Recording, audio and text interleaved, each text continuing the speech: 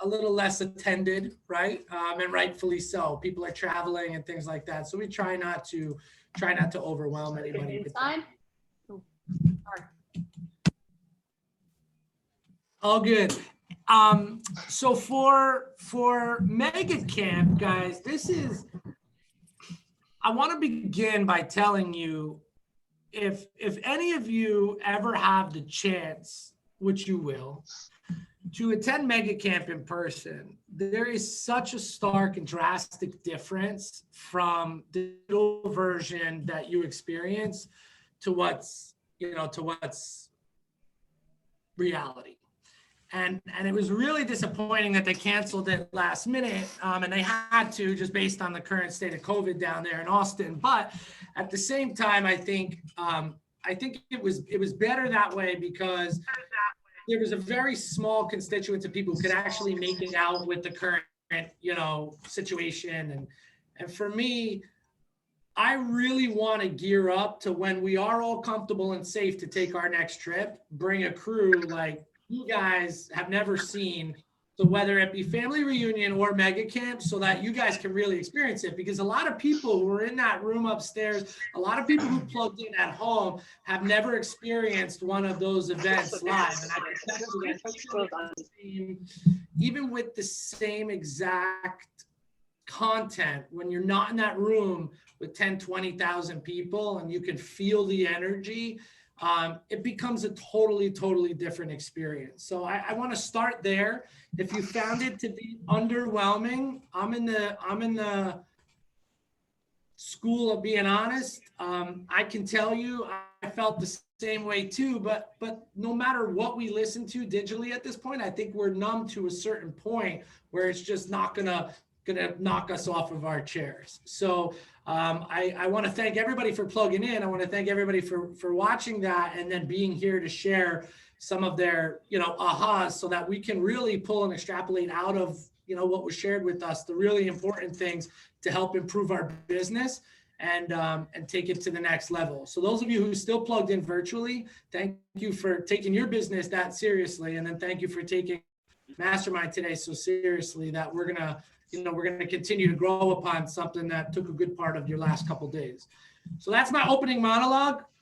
I guess I want to break this into a couple of pieces.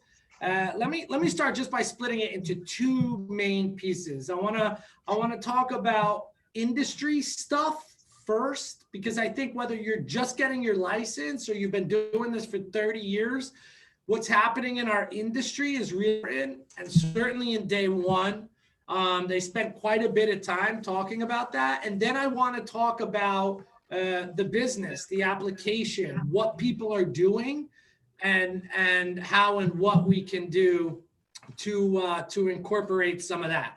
So first part, industry. What did you guys take out? What did anybody get out of just a general conversation? And some of this may be over stuff you already heard in the past, but is there anything that you took away from Mega Camp this year that you said, okay, this is where the industry's going, this is where our company's going within the industry? Is there anything there that that hit you that you feel is worthy of note and was a aha?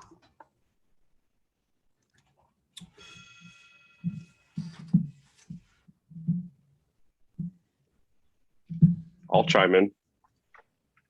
Let me hear it, Eric.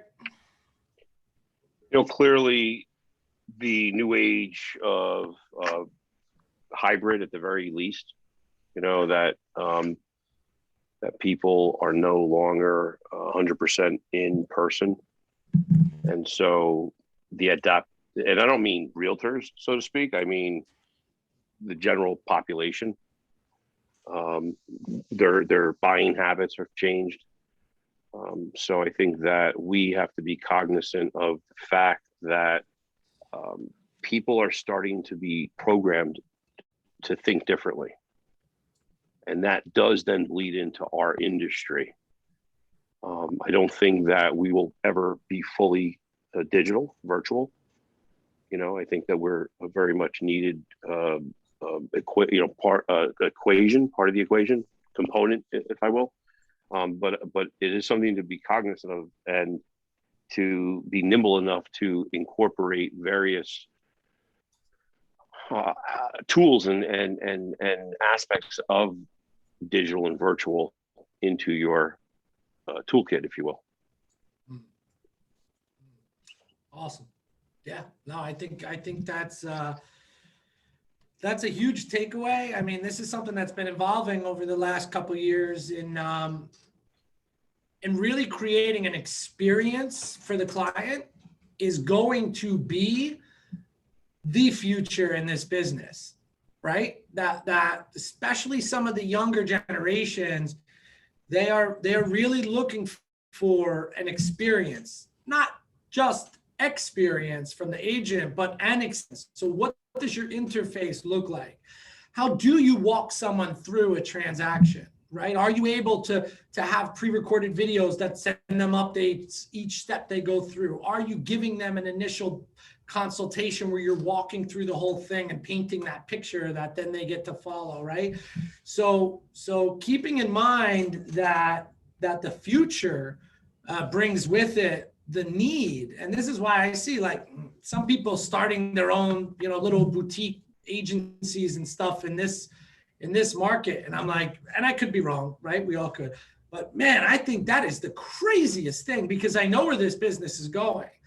And in order to play the game, and there's really only 4 or 5 people even in this game at all, right? In order to play this game, you need to have a couple $1 billion behind you because you have to be able to build and create the experience, which is something I know we are in a company that's actively doing, right? So in the next few years, that experience will show up as part of our process, right? And that brings me some comfort because that experience is something that's not even discussed at the top of most companies, never mind on the ground level. It's, hey, make your 40 calls this month, right? Or this week, and make sure that you convert your leads. And don't get me wrong, because Eric will come through that wall and slap me. You still have to do those things too, right? But the key is plan for the future. And to me, that's what Gary said, crystal clear, day one, over and over again. If you're building your business, build it for the future, right? You guys understand that at the market center level, a lot of the planning that we're doing and have done is 5 years down the road, because I am completely and utterly committed to creating a world for our agents where even if the digital world completely takes over our industry and downward pressure goes on to commission to where we're making basically nothing per transaction on the commission end, which I don't foresee happening. But if it does, that we will be in a position by having put the right pieces in place to have ancillary income coming to our agents from other avenues still originated by the transaction, right? And that's a race that we took up a little while ago, and it's becoming more and more apparent that that's the big play here. But we're building the business prosperity for the future. And you guys need to be doing that for your individual businesses too, right? It's a balance.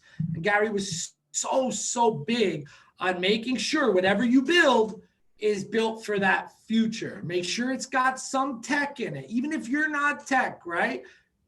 Again, record some YouTube videos and send them the link. This way it at least feels like you're tech.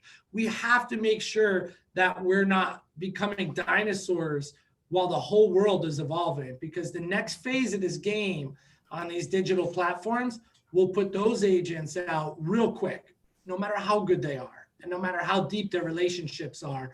Unless they're leveraging technology, I believe they're going to start to get pushed out. And that's not a place that we want anybody to be in here. Anybody got anything else on that front? Industry, right? I'll chime in a little bit. Part of the whole discussion of industry came back up, I think it was the second day, when they were talking about disruption and being the disruptor. And it went on 2 different levels, just, when you're faced with disruption, how you have to change your business, and it maybe is a little lower for a short period of time, but in the long term, it's going to be much better in success. But then they also looked at the car industry, and I thought that was very interesting. About one of the striking things is they looked at Tesla and their physical plant model versus a traditional car dealership, about how they're all about the service and not about the spread and not about the masses, but about the relationship with the customer and the client and the physical car in order to make them continual customers, future customers. That's exactly what we're talking about, and a lot of what Gary was talking about, that the future of the business is in the home ownership period, not the period in between different homes. And that's exactly what Tesla's doing. And so that's a disruption of how we do business now. But as we adapt to that, we're the ones who are going to win that ownership because we're adapting to it ahead of time, where our competitors are not necessarily doing that. So I thought that was very interesting. And that bit that they had showing the different car dealerships really helped visualize what they were talking about. It was well done, really well done. That's awesome. Yeah, and that's the stuff that I really love. I mean, the business stuff is good, but to watch where the industry is going, I know that a lot of people don't really connect with that. But man, if you can sit there and put together where this entire industry is going, it gives you such an advantage, right, over everybody who's playing the game for today. And you might even lose some ground today. And I challenge anybody on this call, if you're having a challenge with your business, because this business keeps shifting on us, right? It's people who had all buyers were doing great for a while, and now it's really challenging, right, to get offers accepted. And now that's starting to open up a little, and you see the listing agent thriving. It's like this constant change. And people are always scrambling for the business today instead of planning for that business tomorrow. So it might hurt a little bit today to even, all right, I'm going to let go of this a little bit, but I know this is where the industry is going, and play there. Man, you end up 10 miles ahead of all your competitors. And that's a playing chess while everybody else is constantly playing checkers, right? And that's something I've always tried to implement into the business in the future, and now into the brokerage. And as things unravel with our plans the next couple of years, you guys will really start to see, some of the stuff we've been working on and how that positions us for that future game. What else? Anybody else on industry stuff? I'll chime in a little bit. So I thought it was interesting, Gary's take on forbearance, right? I think a lot of people want to see the sky falling. And what Gary kind of said was like, most of these people that are in forbearance are not actually underwater. So maybe you make those care calls and you check in, you educate them. I mean, Bill, you always say, be the economist of choice. Educate them on the fact that they're not, maybe it's not the end of the world. Maybe we can help them sell, maybe gain a little equity or break even, and then figure out how to move forward. I think a lot of people are looking for the bubble to pop, and Gary just looks at opportunity, which I always like. He's not a very negative person. And I think, I've had clients reach out about forbearance, and I was able to actually help someone sell their home, break even, all within 1 calendar year of buying. And that's a huge, I think, a benefit that we have right now is educating people on what forbearance is and how we can help them out now and get them out of trouble. Yeah, I was just going to Google quick, how many households? I think it's 1.6 million are in forbearance, according to that. You are ready for this. So, thank you, Megan. Guys, if you didn't hear that math, like that is a ton of people, right? So that means there's a ton of people in your circle and around who are in forbearance. And a lot of them don't understand the implications of it. So it is important that you understand that first, right? And if you don't, I'm not going to tell you my understanding of it, because if I'm wrong, I don't want us all being wrong. So what I challenge each one of you guys to do is to reach out to your accountant, right? Somebody who has a high level of understanding in that world, and ask them a bunch of questions about forbearance. So you have a real good understanding of it. And you could go as far as putting it on social media. Like, hey, are you in, forbearance, fear no more, give me a shout and we can talk through some of the options, right, that you have. Because a lot of the people in forbearance don't understand what's going to happen to them when this ends, right? They don't understand the big chunk that's now going to go on the back of their mortgage in some cases. And deferred interest over a long period of time that they're now going to owe. So being the first one to the plate on somebody who's in forbearance is going to be really, really important in drumming up that business down the road. So that's awesome. Yeah. And I know some investors that are in forbearance that don't know about like government grants they can get. So it's just really trying to give someone options that are not doom and gloom that I think would help someone out. I mean, we know a lot of landlords that are kind of in trouble right now, and we should be helping them as well. Investors need our help. Yeah, no, I love that. And listen, if you do work with a lot of investors, it might make sense, if you know an accountant who's comfortable enough doing this, it might make sense to bring them on a little Zoom, tell all your investors to jump on, right? And just say, hey, here's forbearance on both sides, how you can have some opportunity in it, right? And how it's going to play out. And then just interview them. You become, again, the economist of choice, right, for all these people. And you're not, hey, if they were wrong, you just blame the accountant. So you're safe in that. I like that, Megan. Awesome. One other thing you said, so Gary tends to be pretty positive. He can get cranky at times, but he tends to be pretty positive on outlook. Canada. Right. One thing that was really interesting to me is Canada's basically been going up on the real estate end for like 20 something years without a correction. So, we have mixed feelings about a correction coming here. Personally, I do think that we're going to encounter some kind of correction in the relatively near future in real estate. That's not being pessimistic. To me, there's no better opportunity in the business than having your own financial house in order and your business's house in order when a correction happens, right? You will never find an opportunity to gain that much market share as in that particular moment. But in Canada, it tells us that markets might not always go through those kind of cycles, right? And that they've just been on a straight up path. So be careful in planning for this inevitable crash that might not come, right? And I think this is why, to me, it always comes back to have your personal and your business reserves aside, have 6 months expenses in both of those categories, and then play for fun, right? Then you have extra money you can do here, there, and everywhere, where a lot of people do the opposite. And they're always, I'm going to build up that reserve down the future. I'm going to, down the road, I'm going to build that up.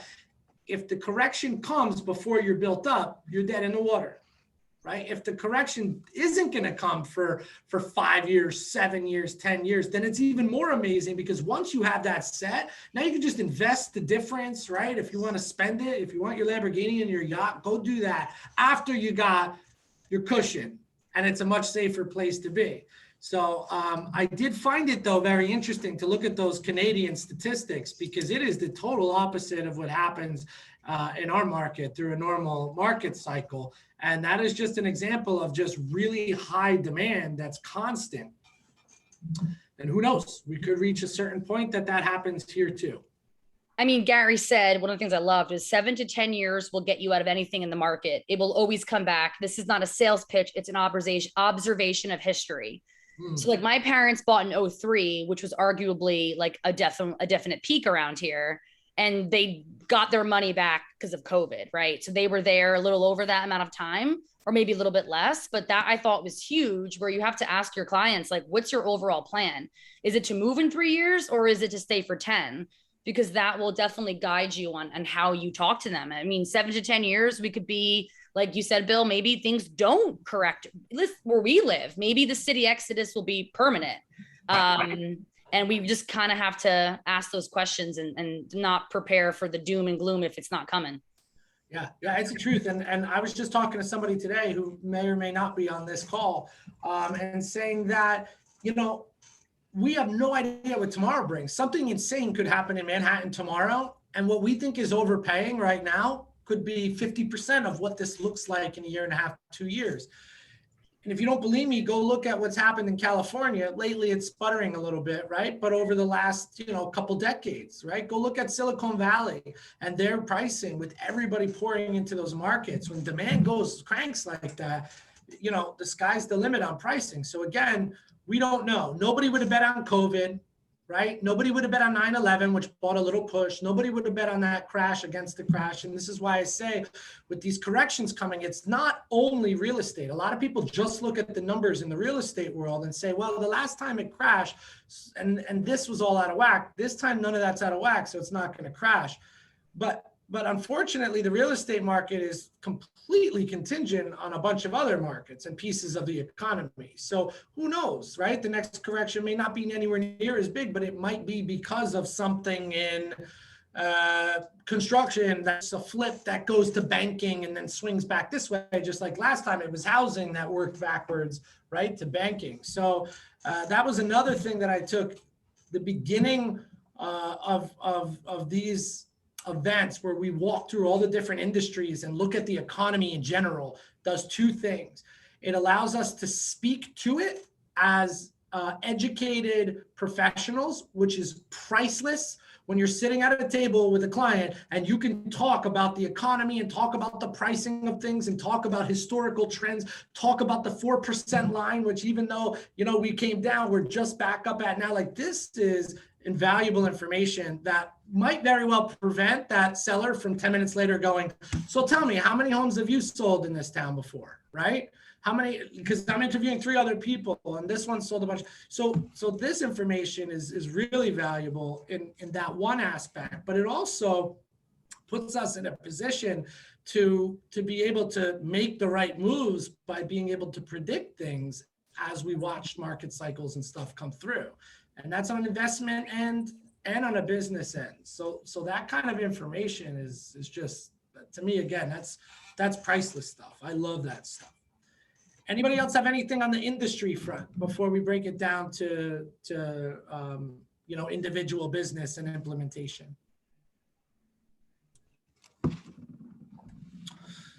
All right. I mean, guys, I'll wrap up the industry part by saying, Gary speaks much nicer about Zillow now because he has to, because they're a brokerage, right? By law, he's got to follow these rules, but he also made it super clear, Zillow's got one mission and they're moving into one space.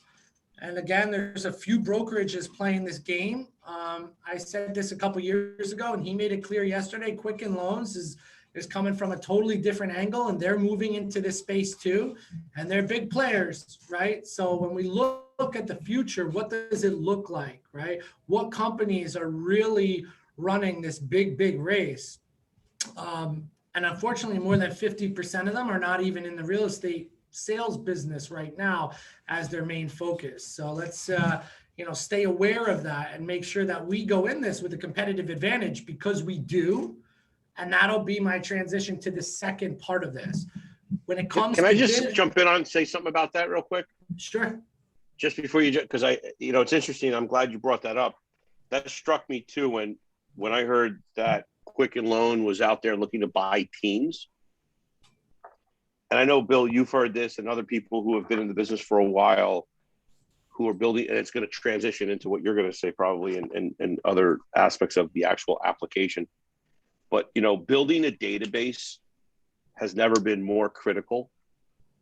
And if you're that either a solo agent or an agent who is starting to build a team, it's never been more interesting and a more interesting time that you could literally build a business. We've heard this a lot, and I know you've heard it, Bill, that you could sell your business, right?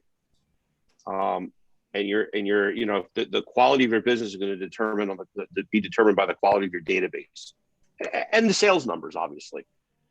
But if you've built up a business, it's interesting that there are outside players looking to get into the space, and it seems like a natural thing that they'd want to go to a guy like Bill Boswell, who has a huge team and is doing a couple $100 million in sales, to say, hey, here's $4 million. We'd like to buy your business. And it's happening, right? That's interesting.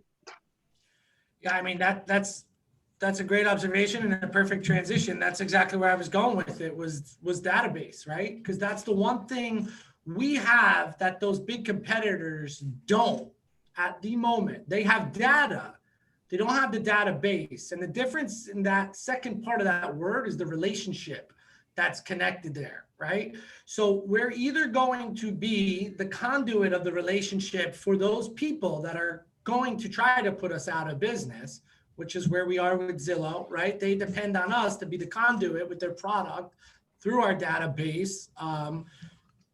Or we're going to do the opposite and be the ones that control that narrative. Gary always said you want to build a moat around, right, your database so that upon inception of the relationship, they never make it to that corporate contact, right? They never in the future pick up the phone to call Geico about homeowners because there was one at the relationship level already, right? And you have the insurance component and those pieces become natural working off of the relationship. And the more we build a moat around our database through what? Through touches, right? Through staying top of mind. You guys have heard me say this a million times. Consumer studies show that in the mind of the consumer, there's 2 spots for any given industry on average. So somebody thinks of realtor, they're going to think of 2 realtors. The person in the first slot gets most of the business there, right? Because they're going to think of them and they're going to reach out to them first. Person in the second slot sometimes gets a shot. The person in the third slot, they don't even pop into their mind, right? So it is up to us to make sure that we're maintaining that mind share in a world where they're getting clobbered. Go on your Facebook right now and scroll through and watch how many other realtors from other companies are like, just sold this, just did this, hanging off of roofs, out windows with sold riders, right? And what are they battling for? The mind share that you have worked a long time to establish. And you can be creative in making sure you hit it from a different angle. You can be louder in hitting them with the same angle. But no matter what you're doing, you got to be doing something, because if you're not doing something, then they're going to end up winning the mind share. And it's not because they don't like you, and it's not because they're not loyal, right? It's not because they wouldn't trust you with everything. It's just because when they thought of real estate, they thought of somebody else, because for the last 12 months, you stopped doing what you needed to do, and those other people were doing more of what they needed to do to win that mind share slot. Super simple. So that's where a lot of the conversations took place with individuals. And it wasn't titled that way, but it was a whole bunch of different ways to get the mind share, right? That kid who does YouTube out of Orlando, nice guy. This is being recorded. Yeah. I mean, I think Dan Kozik, he was awesome. Yeah. But when you watch him on video, I mean, he's not blowing anybody away with charisma, right? Like I say that because anybody can do it, right? And he's practiced a ton of times. But yet he's hitting these people. He could send just listed and just sold postcards to his block 700 times and not be nearly as effective as he now is, because he's coming at it from a different angle. He's been creative. He's created a niche, and videos of all over, right, have hit these people from a different angle. What's he doing? He's creating mind share, but he's also setting it up to where you bet he's collecting data, right, and building his database through that.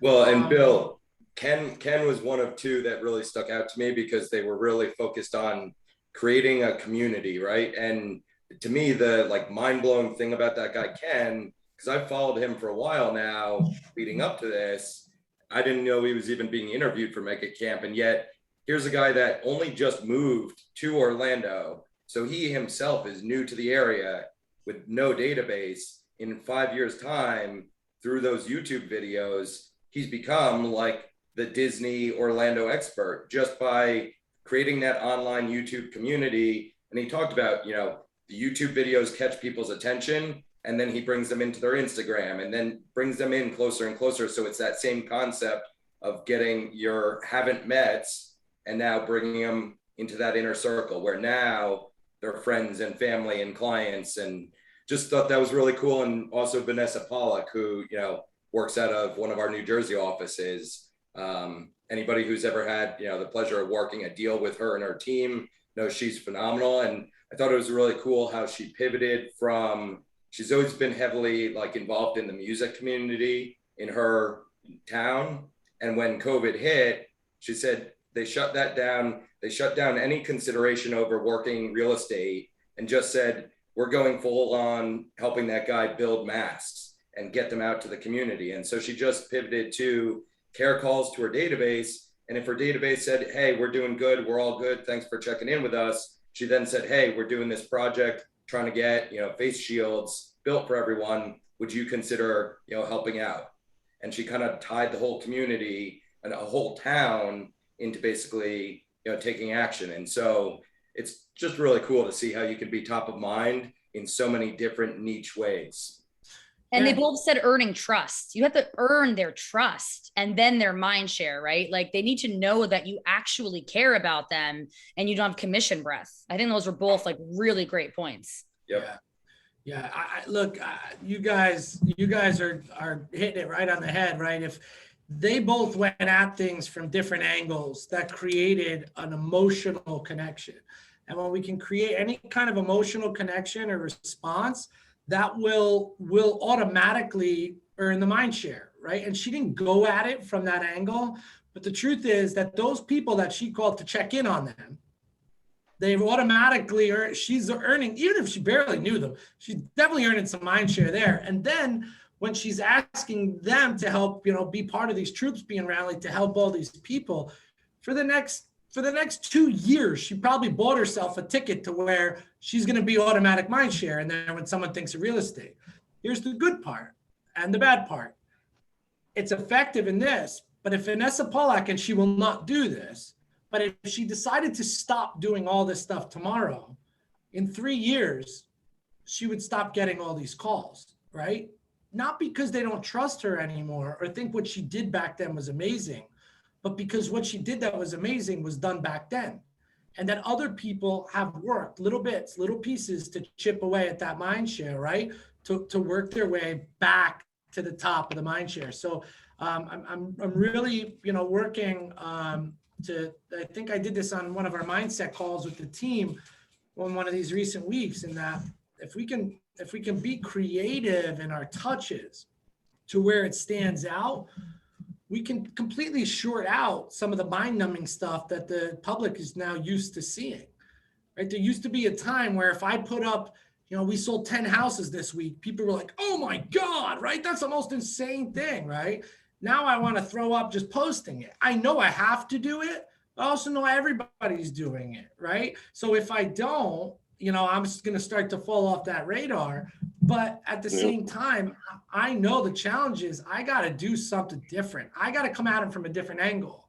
And this is what a lot of people are doing. Vanessa's been a master at doing that for years through the music industry and raising money to give, children who weren't able to get instruments, the instruments. Our team last year, at the end of the year, all committed to donating a certain amount per transaction to a family in need. And we actually established that before COVID hit.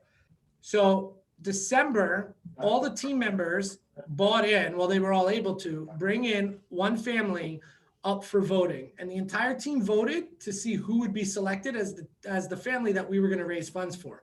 So it was a great exercise in having the whole team rally around, because even if it wasn't the family that I was in favor of, if everybody voted for the other one, boom, that's where we go. Then all of the team members worked to raise funds for this family. Of course, it was through their real estate channels, right? Online, through calls, through all that. Then we had a video made of us giving them the check, right? Which was an insanely well-received video. It was done beautifully. And even through that, so we emailed that out to the database. At least me personally, my database 1 month was help us raise funds, right? Any dollar counts. We raised 12 grand for this family. And then we dropped the check off the next month. We send the database the video thanking them for their contribution. Like the back and forth that I got from these people were insane. And we didn't talk about real estate once, but yet they know that those are clients, right? There's a house in the background. And that was really powerful. So things like that and just getting creative automatically, that's going to knock out the mind share of somebody who sent just, 10 just listed cards in the last 6 months to them. And we always got to be playing that game, is what are we doing for mind share and how are we approaching what we're doing for Mindshare? Are we making these calls just for the sake of making calls? Are we making these contacts to get a deal today? Or are we trying to find people to add to our database to then win Mindshare on so that they become an advocate for us? And it just, that little pivot and intention creates the whole difference that follows. And a lot of what those guys were talking about, and girls, were different versions of that, of the battle for the Mindshare, right? Coming from contribution, giving without anything in return. Like you just give, you pour, you love, and you're not there waiting for I mean, yeah, you have to obviously factor that in, but people can tell when you're giving with an expectation. Like Adam Grant has a great book, Give and Take, and it's all about like being a giver and knowing that when you give, it will come back to you, but don't give with the expectation of receiving, because people can tell it's not genuine. Right. Rest comfortably. And if you guys don't believe this, call me offline and we'll have a conversation about it. And it's probably easier just to take my word for it. It's a law of this universe. I know it sounds corny. I know it sounds metaphysical, right? Something out of a weird unicorn book. But when you do that, when you give, more comes back, right? There are laws in this world based on energy, right, that are just factual. We're watching chaos happen all over the world right now, unfortunately, at a much higher rate than we normally would. And there is no coincidence that that's all happening at a time where everybody's hyper fearful of the global pandemic too, right? That energy's out there. There's just some crazy stuff happening. And there's always crazy stuff happening. It's just happening at a higher rate right now because that's what's getting put out there, right? All that fear, all that stuff goes out. And guess what shows up on the doorstep? Disaster, right? So it's up to us to flip that. And when you give with the smile and you're genuine in that, guess what's going to show back up on the other end? And we can all own our own little version of that, that game, not so much by gamifying it, but by being genuine in that, right? Giving, and watch what it comes back.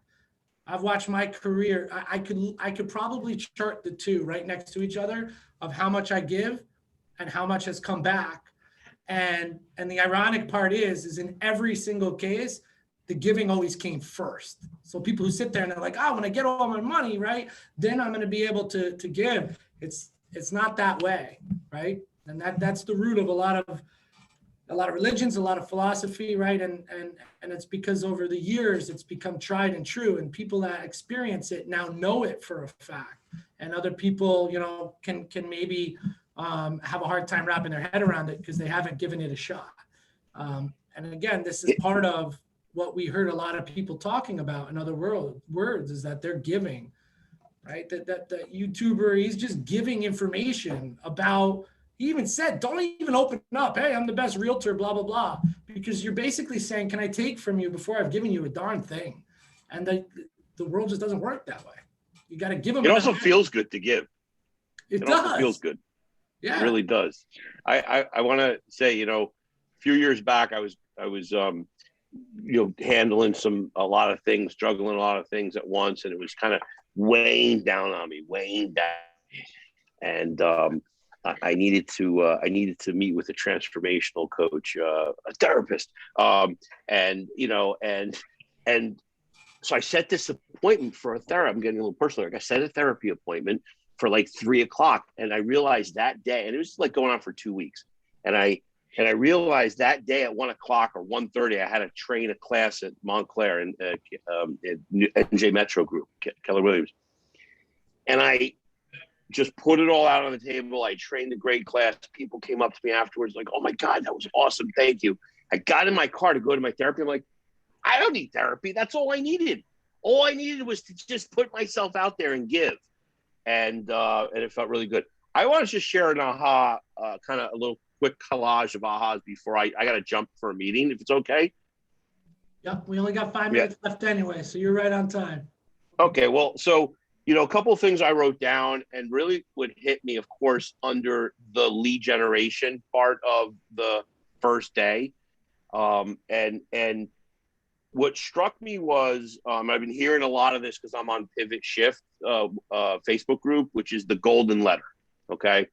And it's really just another form of lead generation prospecting and they're sending golden letters to their database, and they're sending golden letters to a farm. So it's the old-fashioned farming. I was on with my coach this morning, and writing down some of the things that we have to implement in the fourth quarter in order to have a really spectacular kickoff to the 2022. And the key keeps the word keeps coming back: database, right? And automation. So, the 33, 36, 48, whatever you want to call it, touch campaigns. And it brought it full circle. I've been talking to a couple of agents in the coaching program about this, that we have to be very aware not to slow down on lead generation when we get business. So the challenge with our industry is it's like this, right? It's like this, and it's peaks and valleys, and that peaks and valleys, they come because a lot of times we get some business, we're blessed to get the business, then we're sitting there managing, expectations, holding hands, being a therapist to our clients, and before you know, we're like, oh wow, I failed to continue to do what I did in order to get the business in the first place. So, what I took away from that was the ahas I got was I have to be consistent. I have to be consistent. And I think the easiest thing to do is to feed that database, build it, nurture it, and then, give to it, right? Care calls, whatever it is, touch it, drip on it. And it should equate, sorry, call coming in. It should translate into those, that mind share, top of mind, tip of tongue. And then, of course, the golden egg, which is the come list me calls. So Awesome. That's it. I got to jump. All right. Thanks, Eric. Thank you for sharing that. I'm going to actually move to close us out with a little story. And again, some of you may have heard this too. Maddie, I think you're on this call. This poor guy hears me 10 times a day. So half the time I'm telling the same stories, but sometimes they're so clear, right? That I feel like when we look at it from a little different angle, it's like, okay, that makes sense, right? So to me, the database right now is like a plug-in freezer. And I'm going to tell you the story and where the plug-in freezer comes into play. So there's two people, right? And they both have families, and they have one fishing pole. And the leader of both families has to fish to survive, okay? So every morning they get up, they go out and they go fishing and they catch a fish, right? And they bring it back to the house so the family can eat. That's an important part of survival, right? Is eating. Person number one has no freezer, right? They have no ice. They have no way of saving it. So every single morning they have to get up, they have to go fish, and they have to fish in order to eat. What happens on a day when the fish aren't biting? What happens on a week when it's freezing and the fish are really deep, right? What happens during those periods? They starve. And Eric did this, and that's what our business looks like to so many people, because we have not done what needs to be done with plugging in the freezer, right? The database serves as the freezer back at the house. So the person number two, every day they go and they fish and they come home and they clean out the fish, they prep it, a little salt, whatever it takes, and they put it in their freezer.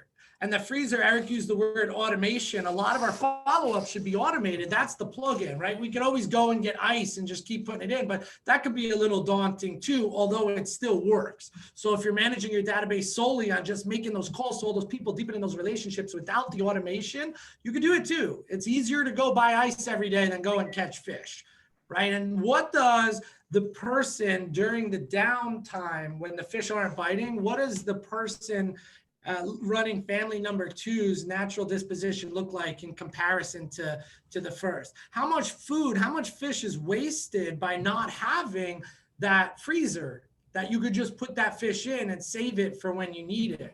And then as that freezer builds up, what a comfortable position is that person in, knowing that whenever they need it, they can go back and get it. But like Eric said too, what happens if that person says, you know what, I'm done fishing. I'm not going to fish anymore because I got a freezer full of fish. One day they're going to need some fish again, right? And then they're going to be like, oh my God, I got to go do all this fishing, even with that database. So what do? We fish with the idea of not just fishing to eat that day, but fishing to add those fish to our freezer. And then we're constantly, through steady way, topping it off by bringing more information into our world, into our database. This is something that never changes. But what these types of experiences do, like a mega camp and a family reunion, is two things. Number one, it recharges us, right? It makes us creative in a world where all of us as human beings have some natural needs. One of them is creativity. You can only do the same thing so often for so long before you want to check out, right? So we listen to these things and we're like, hey, I love that idea. That is a new way of fishing, right? It's a new reel, it's a new lure, but it's the same concept. So now I'm going to integrate some of that and keep this game exciting for myself. And make sure that we stay steady and constant in those things. So what we got out of Mega Camp is a whole bunch of new ideas for the fishing game, but it's all meant to really reinforce that original game, which is make sure that freezer, right, stays stocked full, the basics. What are we doing to create the mind share? And what are we doing to reinforce the mind share through our database?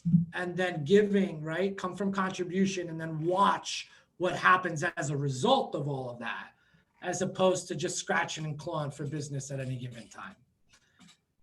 Guys, thank you so much for plugging in today. I really, really appreciate everybody's input. I had a feeling this might be a quiet one, but it actually ended up being more interactive than a lot of them. So I do thank everybody. Matt, you want to Thanks, Bill.